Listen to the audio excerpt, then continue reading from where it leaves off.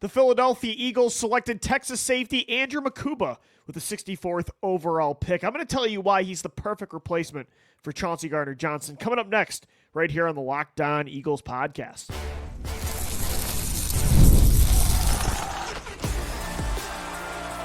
You are Locked On Eagles, your daily Philadelphia Eagles podcast. Part of the Locked On Podcast Network, your team every day. We thank you so much for making Locked On Eagles your first listen each and every day. I'm your host, Louis DiBiase, recapping day 2 of the 2025 NFL Draft. And we are brought to you by LinkedIn Jobs. They help you find the qualified candidates that you want to talk to faster. So post your job for free at linkedin.com/lockedon. NFL terms do apply. The Philadelphia Eagles select Texas safety Andrew Mukuba with the 64th overall pick in the second round. No third-round pick to get into. They traded down from 96 to 101, then traded down from 101 to pick 111 on day 3 in the 4th round. But Andrew Mukuba is an exciting player, and I think this is the perfect pick for the Eagles on day 2. Now, was Mukuba the safety that I wanted? No. You guys all know that I wanted Penn State safety Kevin Winston Jr. He was my favorite player in this draft. He went a little bit later on in the 3rd round to the Tennessee Titans. But overall, I'm just really happy the Eagles did go with a safety. This is the highest pick Howie Roseman has spent on a safety since Jaquan Jarrett back in the 2011 draft coming out of Temple in the 2nd round. The first time he's taken a safety on day 2 in 14 years. But I think this was the exact right time to do it. I'm really glad they took this position, and it's great to see that Howie Roseman, he isn't just settling at certain positions anymore. It felt like there were years where, yes, we know how much he believes in the trenches, and offensive lineman, and defensive lineman, and quarterback, receiver. Like, those are his main positions that he cares about the most.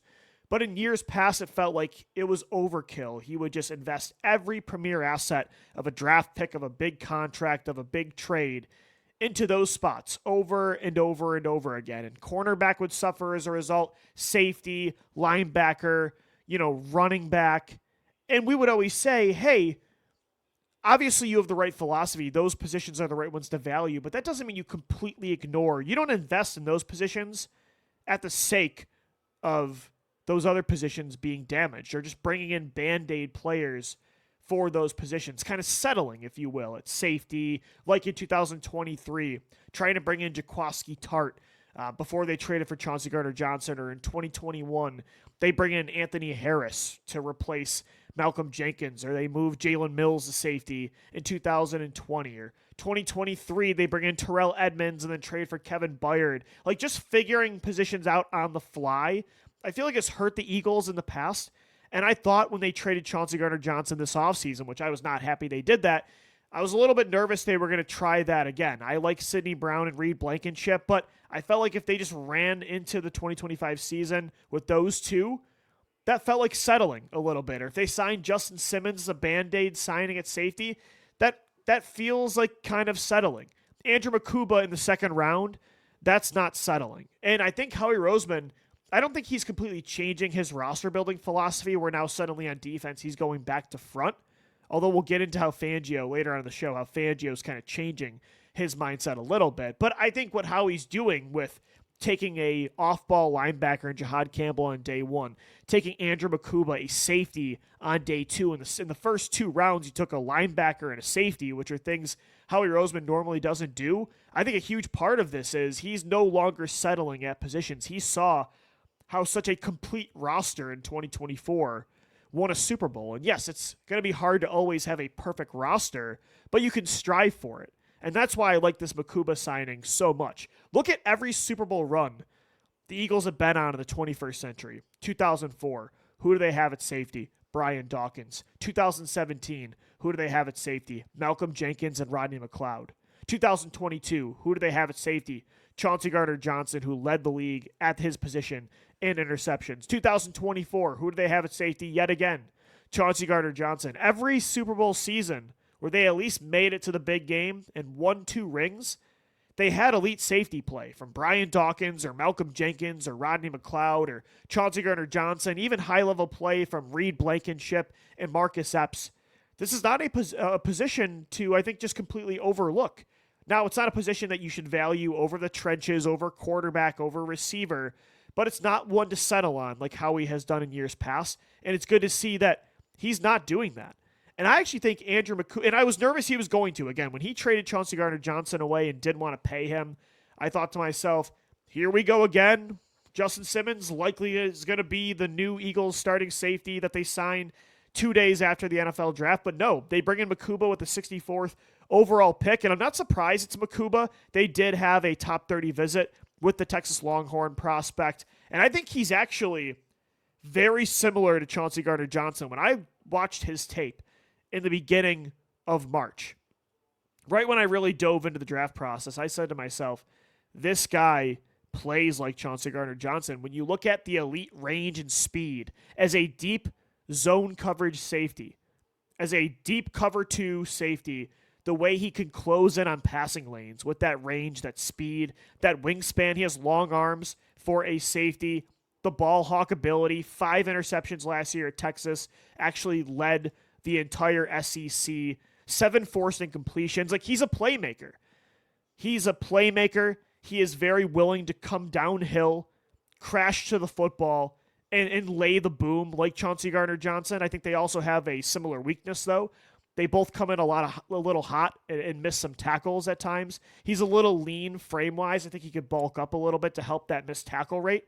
But when you talk about his strengths and his weaknesses, he's Chauncey Gardner-Johnson. Again, he's a great deep safety in zone coverage. He is very willing, like Chauncey, to get in the muck against the run, to make stops, tackling, bringing guys down. A great ball hawk, 5 interceptions. Losing Chauncey Gardner-Johnson really hurt your playmaking department in the secondary. 6 interceptions last year, walking out the door. Mukuba helps in that way. And his weaknesses are very much reminiscent to Gardner-Johnson. Misses tackles. I think he needs to get better in that department. And I don't think he's the best one-on-one coverage safety, especially against tight ends, because he is built more like a cornerback than a, quote-unquote traditional safety. I think he can be your new, cheaper version of CGJ. And that's really exciting to me. Again, was he my number one option at safety? No.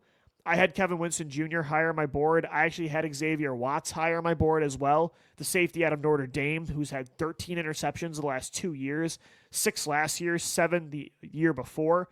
But I'm just glad they took a safety. And Mukuba, again, he's got the speed. He's got the playmaking ability. He's got the tenacity in the run game to fit into this defense. And again, I think safety is not a position to just settle on. Like, I understand why you're not going to pay this position in the form of a top-tier contract that Gardner-Johnson's going to want next offseason. But I'm glad that he's saying, Howie Roseman saying, we're not going to now just turn around and not pay Chauncey, but now here is a vet minimum type of move. We're going to bring in this older recycled player like we did in 2023. No, on a 1-year, non-proven Azeez Ojulari kind of Joshua Uche kind of contract. No, we're not going to do that. We're going to go cheap money-wise, but not cheap draft capital-wise. We're going to spend a second-round pick on a safety. That was a big statement today. Again, Howie Roseman has not taken a safety in the top 2 rounds. Since Jaquan Jarrett, it was Nate Allen in 2010 was a second-round pick, and then Jaquan Jarrett in 2011. Since then, what's the highest pick he spent on a safety in the draft itself, not trading? A 4th rounder for Kevon Wallace, I think, right? Back in 2019. I think that was the highest pick at safety since 2011, 14 years ago. But that changed today, and I'm really, really excited about Andrew Mukuba. I don't think Howie Roseman is changing his philosophy about prioritizing other positions that he didn't in the past over the trenches. But I do want to talk about, coming up next right here on Locked On Eagles, the impact that Vic Fangio is having on some of these decisions in the draft and just Howie Roseman's overall roster building decisions. We'll get into that coming up next right here on the Locked On Eagles podcast. Today's episode of the Locked On Eagles podcast is brought to you by LinkedIn. As a small business owner, your work doesn't end when the clock hits 5. Your business is always on your mind, which means when it hits time to hire, you need a partner that works just as hard as you do. That's where LinkedIn Jobs comes in. When you clock out, LinkedIn clocks in. LinkedIn makes it easy to post your job for free, share it with your network, and get qualified candidates all in just one place. The Post Your Job feature is awesome. LinkedIn's new feature can help you write job descriptions and then quickly get your job in front of the right people with deep candidate insights. And here's a pro tip. Add the hashtag hiring frame to your profile picture to double your reach to qualified candidates. No wonder 72% of small businesses say LinkedIn helps them find high quality hires. So post your job for free at linkedin.com/LockedOnNFL. That's linkedin.com/LockedOnNFL to post your job for free. Terms and conditions, of course, they do apply. All right, we are recapping day 2 of the 2025 NFL Draft. The Philadelphia Eagles, they stand pat. 64th overall in the second round. They take Texas safety. Texas, woo. My southern accent is getting in there already. It's been a long day, ladies and gentlemen, so I appreciate you tuning in so late at night. But they stay at 64. They take Texas safety, Andrew Mukuba, with that 64th overall selection. Again, really happy they went with a safety. Mukuba's got playmaking experience that can help replace Chauncey Gardner-Johnson. 5 interceptions in 2024, led the entire SEC. Really interesting stat as well to show what an efficient player he is. So let me just make sure I got this right for total games played. Yep. In his final 26 games with Texas, he was at Clemson, then transferred over to Texas. Andrew Mukuba in his last 26 games, 18 pass deflections. Those 5 interceptions last year, 0 penalties taken. Do you know how hard it is to be this aggressive of a player at this position in coverage and get penalized 0 times? Like, that is really impressive. I love this pick. And again, I think it's Howie Roseman showing that he wants to add great players at every position. He doesn't want to settle anymore at any spot. Not linebacker, not safety, not running back. Is he going to invest more resources in the trenches in certain positions than others? Absolutely. But the years of just starting Nate Geary at linebacker just because whatever, we don't care, or Terrell Edmonds at safety, or Anthony Harris, like those, I think those days are over for the Eagles, and they're going to try to add great players at every spot. I don't think he's totally overhauling his philosophy. But I will say, this isn't just not settling in any spot. Vic Fangio, I really do think, is having a direct impact, a heavy impact on Howie Roseman's decisions. Howie Roseman is seeing the value of these rangy, fast linebackers and safeties, especially, overall just in the modern day NFL right now, what it calls for is those kind of versatile pieces, but especially in a Vic Fangio defense in the middle of the field. These rangy linebackers and safeties, they're asked to do a lot in this defense. I think he is seeing the value of those players through Vic Fangio, through his scheme, and he is adjusting his strategy accordingly. And that's awesome to see because he normally never takes these kind of players early in the draft, but he realizes how important they are for this scheme and for the modern day NFL. Like, just look at the second level of this defense. Some of these dogs in the box of this unit. Zach Bond. And these guys have all been added, or at least most of them have been added in the last 2 years with Fangio. Some of them, a couple years ago. Zach Bond at linebacker. Nakobe Dean. Jihad Campbell now. Andrew Mukuba. Cooper DeJean.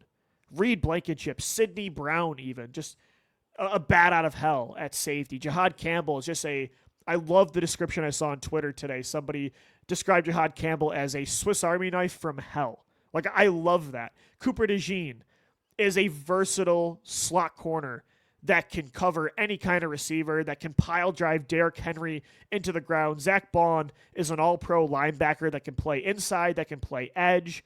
Reed Blankenship is one of the most solid tacklers in all of football, one of the most clutch fourth quarter ball hawks. Andrew Mukuba, we know how willing he is to get downhill and make physical plays. That hit he had on Carson Beck against Georgia, or was it Stetson Bennett a few years ago, with the game on the line in the red zone, just lays the Georgia quarterback out where his helmet flew off. Just look at the second level of this defense now. Look at the speed. Look at the attitude. Look at the hit power. I love what Howie Roseman is building on this defense, and we have to give so much credit to Vic Fangio. Like, he is changing Howie Roseman's philosophy. But again, as I said on the show yesterday, that's what makes Howie Roseman so great, is that he's willing to listen to others, especially he respects the opinion of others, especially one of the best defensive minds in the history of the NFL, in Vic Fangio. Howie Roseman is open-minded. He is trusting of his coaches, of his scouting department. And that wasn't always the case with Howie. That post-2015 version of him learned those lessons, and it's allowing him to just bring in great talent regardless of position.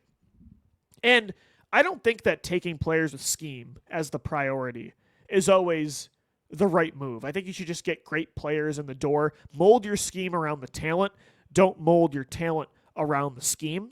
But I will say at the same time, there has to be a direct marriage between a general manager's roster decisions and what a long-term coach wants in a player, what they want in a scheme fit personnel decision. And that hasn't always been the case for the Eagles. Like, you look at Howie Roseman and Jim Schwartz. Jim Schwartz was the Eagles defensive coordinator for, 5 seasons? But it felt like at times, like, their philosophies just didn't line up together. I always go back to the Rasul Douglas pick and the Sidney Jones pick as well in 2017. Those two back-to-back picks at corner. It felt like Howie wanted those two to be the guys for the future. And, of course, Sidney Jones dealt with a lot of injuries, but Rasul Douglas, he went on to have a great career, and he still is having a good career with the Green Bay Packers, the Buffalo Bills, but he didn't fit the scheme of Jim Schwartz. It just felt like Jim Schwartz, Rasul was never what he wanted in a corner. That's why he always played Ronald Darby ahead of him and Jalen Mills, and even at times Avonte Maddox would move to the outside, and then he got cut. Rasul got cut in 2020. Howie Roseman spent a third-round pick on him, and Douglas flashed in 2017. He flashed in 2018. He even flashed at times in 2019, early in the year, but he could never just earn the trust of Jim Schwartz. So, again, I don't take players for scheme. Like, that's not one of the top priorities. Just get good talent in the building and then make it work with your scheme. But it does have to agree somewhat, especially if you have a coach like Vic Fangio that's going to be here long term. Like, I don't think Vic Fangio wants to be a head coach anymore, right? Like, I doubt it. And I don't think, even if he does, I can't see an NFL team giving him another opportunity to be a head coach. Like, it's not the way the league is moving to give a guy this age, of his background, of a defensive mind. I just can't imagine he's a guy teams are going to want as a head coach. So Vic Fangio, I think, is going to coach the Eagles defense, especially after winning the Super Bowl, for as long as he wants. So, yes, Howie Roseman's decisions on defense in the draft and free agency, Vic Fangio better agree with it. So I love seeing just the harmony of the picks and of what the coaches want. You can tell that Jihad Campbell is a Vic Fangio type of player. Andrew Mukuba, I think, is a Vic Fangio type of player. That harmony hasn't always been there with Roseman and with coordinators, with Roseman and head coaches. The Eagles, I just think, are working like a well-oiled machine right now. In the front office, in the coaching staff, with the roster. And I think you're seeing that in the form of this draft with their top 2 picks, Jihad Campbell and Andrew Mukuba. What are they going to do for round 3? They traded down from the 3rd round. They now have 2 4th-round picks, lots of 5th-rounders as well. Could they trade some of these picks for veterans? We'll get into it coming up next right here on the Locked On Eagles podcast. Today's episode of the Locked On Eagles podcast is brought to you by America's #1 sportsbook. It's FanDuel. The NBA playoffs are here, and FanDuel is giving new customers an incredible way to get in on the action. Right now, when you join FanDuel and place your first $5 bet, you're going to get $250 in bonus bets if your bet wins. I love how FanDuel makes betting just so easy, whether it's picking your favorite team in the playoffs or diving into some player props, from three-pointers that LeBron James is going to hit, to steals from Drew Holiday and the Boston Celtics, to assists from Shai Gilgeous-Alexander and the Oklahoma City Thunder. FanDuel has so many ways to bet your favorite player props through the NBA playoffs. Plus, after the game tips off, you can even combine live prop bets into a same-game parlay for a chance to win big. So don't miss out. Head to FanDuel.com and claim your $250 in bonus bets today.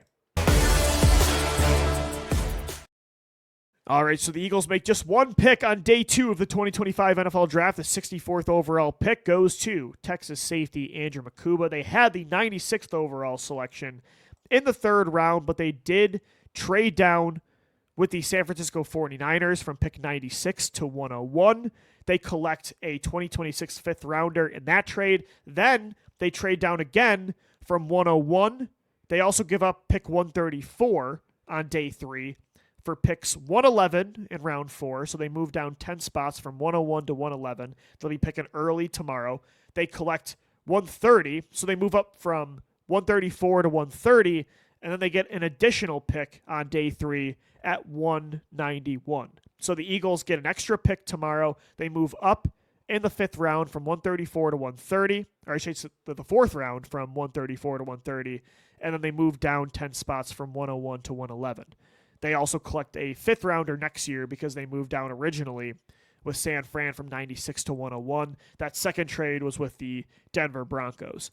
I love these moves, and they seem kind of small. It's whatever, just kind of swaps of day 3 picks, collecting an extra pick next year, moving up in the 4th round, but moving down from round 3 to round 4, moving down 10 spots. It seems minuscule, but those 2 back-to-back moves are why Howie Roseman is such a great general manager. He always sets himself up to have the best of both worlds when it comes to quality of draft picks, of being aggressive, getting to spend draft picks on quality of prospects or veteran players by spending picks to move up the board or to trade for a veteran.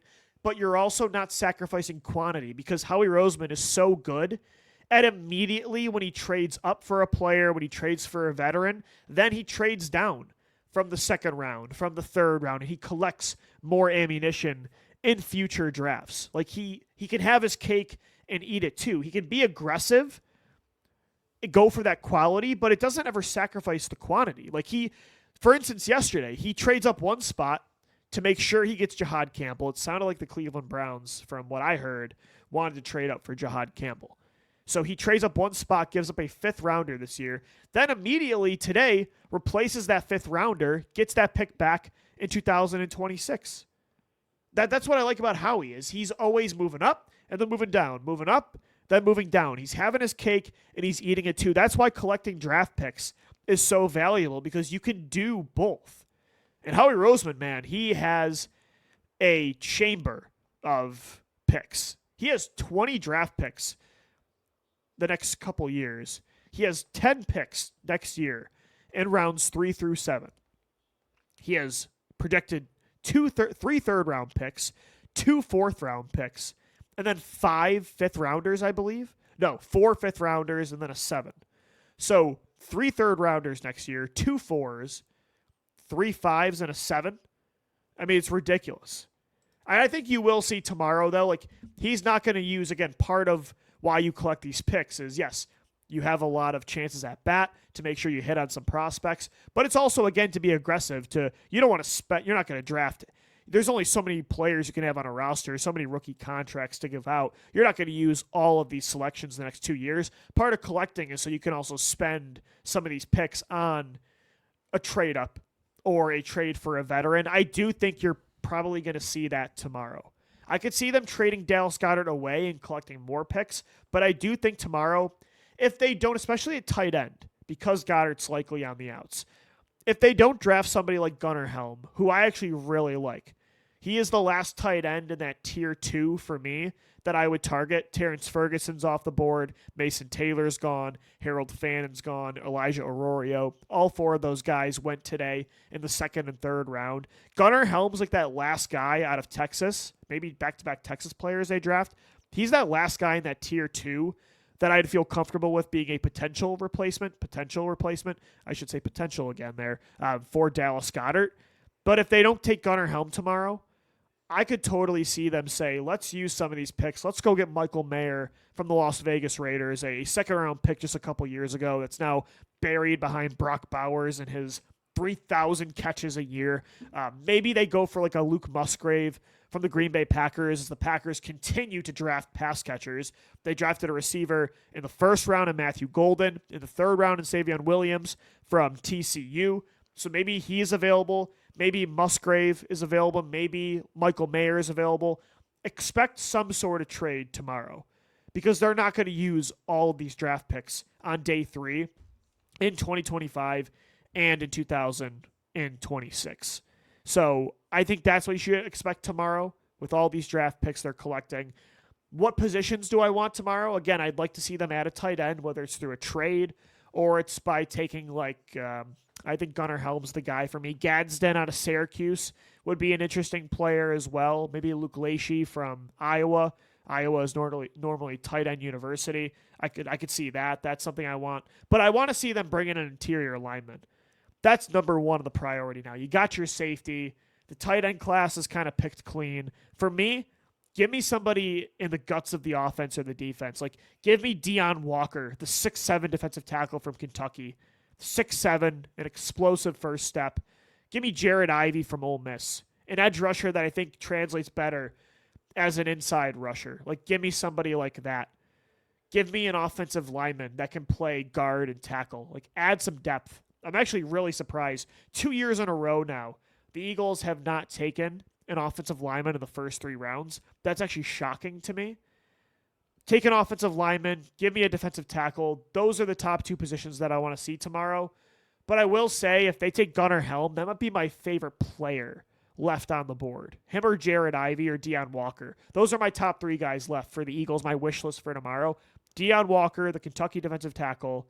I want to see him or Gunnar Helm, the Tennessee or the Texas tight end, or JJ Pajeas as well from Ole Miss is available. He's another guy that I'd like to see. Give me somebody on the interior of the offensive line or the defensive line. Or there's one other guy. Like, those are my top 5. Deion Walker, Jared Ivey. I would say, who am I forgetting here? Gunnar Helm. I would love to see Kobe Bryant, the Kansas corner.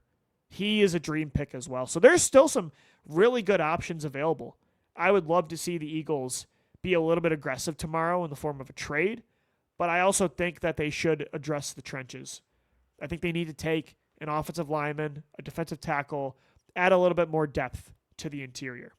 It's crazy that I'm demanding from the Eagles they take linemen, but they're taking linebackers and safeties and cornerbacks last year. It really is a new Howie Roseman, but I'm here for it. You guys know these are the days we were praying for. When I was getting so mad they were drafting all these linemen year after year after year after year. Now 2 drafts in a row, the top 2 rounds, they've taken 2 cornerbacks, a stand-up linebacker, and a safety. And I know I don't want to put Jihad Campbell in that box of an inside stand-up linebacker, but he's a player that's going to play there a lot. So the last 4 picks the Eagles have had in the first 2 rounds, it's been 3 defensive backs and a linebacker. I love that.